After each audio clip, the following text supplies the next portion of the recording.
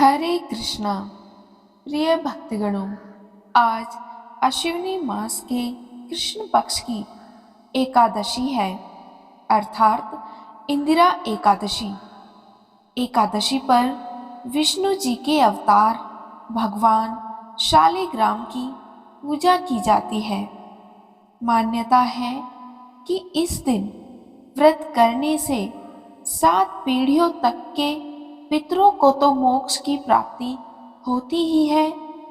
पितृ पक्ष के दौरान इंदिरा एकादशी का व्रत करने से अपार पुण्य की प्राप्ति होती है। इस एकादशी का व्रत करने वाले मनुष्य की 7 पीढ़ियों तक के पितरों को मोक्ष की प्राप्ति होती है। इंदिरा एकादशी का व्रत भगवान विष्णु और पितरों का आशीर्वाद पाने के लिए रखा जाता है। खास बात यह है कि इस व्रत को अगले दिन सूर्योदय के बाद यानी द्वादशी के दिन पारण मुहूर्त में ही खोलते हैं। अब सुनते हैं इंदिरा एकादशी की व्रत कथा। एक बार अर्जुन ने भगवान श्री कृष्ण से पूछा, हे प्रभु, अश्विनी मास के कृष्ण पक्ष में आने वाली इंदिरा एकादशी की कथा और उसका महात्म्य आप मुझे कृपा करके सुनाइए।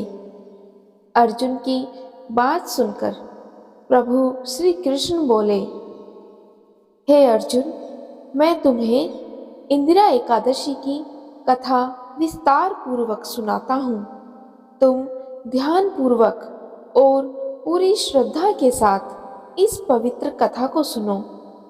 प्राचीन काल में सतयुग के समय में महिष्मति नाम की एक नगरी में इंद्रसेन नाम का एक प्रतापी राजा धर्म पूर्वक अपनी प्रजा का पालन करते हुए शासन करता था। वह राजा पुत्र, पौत्र और धन आदि से संपन्न और विष्णु जी का परम भक्त था।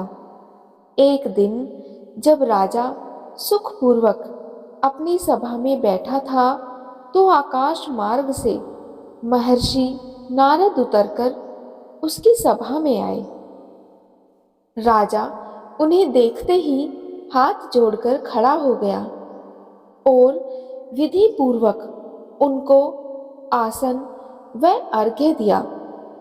सुख से बैठकर मुनि ने राजा से पूछा, हे राजन, आपके 7 अंग कुशल पूर्वक तो हैं। तुम्हारी बुद्धि धर्म में और तुम्हारा मन विष्णु लोक में तो रहता है। देवर्षि नारद की ऐसी बातें सुनकर राजा ने कहा, हे महर्षि, आपकी कृपा से मेरे राज्य में सब कुशल है तथा मेरे यहाँ यज्ञ कर्मादि सुकृत हो रहे हैं। आप कृपा करके अपने आगमन का कारण कहिए। तब ऋषि कहने लगे कि हे राजन, आप आश्चर्य देने वाले मेरे वचनों को सुनो। मैं एक समय ब्रह्मलोक से यमलोक को गया। वहाँ श्रद्धा पूर्वक यमराज से पूजित होकर मैंने धर्मशील और सत्यवान धर्मराज की प्रशंसा की। उसी यमराज की सभा में महान ज्ञानी और धर्मात्मा तुम्हारे पिता को एकादशी का व्रत भंग होने के कारण देखा। उन्होंने संदेशा दिया, सो मैं तुम्हें कहता हूँ। उन्होंने कहा कि पूर्व जन्म में कोई विघ्न हो जाने के कारण मैं यमराज के निकट रह रहा हूँ। सो हे पुत्र, यदि तुम अश्विनी कृष्णा इंदिरा एकादशी का व्रत मेरे निमित्त करो तो मुझे स्वर्ग की प्राप्ति हो सकती है। इतना सुनकर राजा कहने लगा कि हे महर्षि, आप इस व्रत की विधि मुझसे कहिए। नारद जी कहने लगे, अश्वनी माह के कृष्ण पक्ष की दसवीं के दिन प्रातःकाल श्रद्धा पूर्वक स्नानादि से निवृत्त होकर पुनः दोपहर को नदी आदि में जाकर स्नान करें। फिर श्रद्धा पूर्व पितरों का श्राद्ध करें और एक बार भोजन करें। प्रातःकाल होने पर एकादशी के दिन दातुन आदि स्नान करके फिर व्रत के नियमों को भक्ति पूर्वक ग्रहण करते हुए प्रतिज्ञा करें कि मैं आज संपूर्ण भोगों को त्याग कर निराहार एकादशी का व्रत करूंगा। हे अच्युता, हे पुंडरीकाक्ष, मैं आपकी शरण में हूँ, आप मेरी रक्षा कीजिए। इस प्रकार नियम पूर्वक शालिग्राम की मूर्ति के आगे विधि पूर्वक श्राद्ध करके योग्य ब्राह्मणों को फलाहार का भोजन कराएं और दक्षिणा दें। पितरों के श्राद्ध से जो बच जाए उसको सूंघकर गौ को दें तथा धूप, दीप, गंध, पुष्प, नैवेद्य आदि सब सामग्री से ऋषिकेश भगवान का पूजन करें।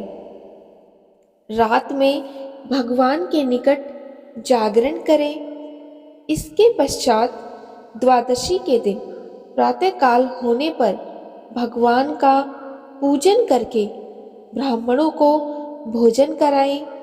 भाई बंधुओं सहित, स्त्री और पुत्र सहित आप भी मौन होकर भोजन करें। तब नारद जी कहने लगे कि हे राजन, इस विधि से यदि तुम आलस्य रहित होकर इस एकादशी का व्रत करोगे तो तुम्हारे पिता अवश्य ही स्वर्गलोक को जाएंगे। इतना कहकर नारद जी अंतर्ध्यान हो गए। नारद जी के कथनानुसार राजा द्वारा अपने बांधवों तथा दासों सहित व्रत करने से आकाश से पुष्प वर्षा हुई और उस राजा का पिता गरुड़ पर चढ़कर विष्णु लोक को गया। राजा इंद्रसेन भी एकादशी के व्रत के प्रभाव से निष्कंटक राज्य करके अंत में अपने पुत्र को सिंहासन पर बैठाकर स्वर्गलोक को गया। हे अर्जुन, यह इंदिरा एकादशी के व्रत का महात्म्य मैंने तुमसे कहा। इसके पढ़ने और सुनने मात्र से ही मनुष्य के सब पाप छूट जाते हैं और जीव सब प्रकार के भोगों को भोगकर अंत में वैकुंठ को प्राप्त होते हैं। जय श्री हरि। भक्तगणों, ये थी इंदिरा एकादशी की कथा। उम्मीद है आपको कथा पसंद आई होगी। अगर आपको वीडियो पसंद आई तो वीडियो को लाइक और चैनल को सब्सक्राइब जरूर करिएगा।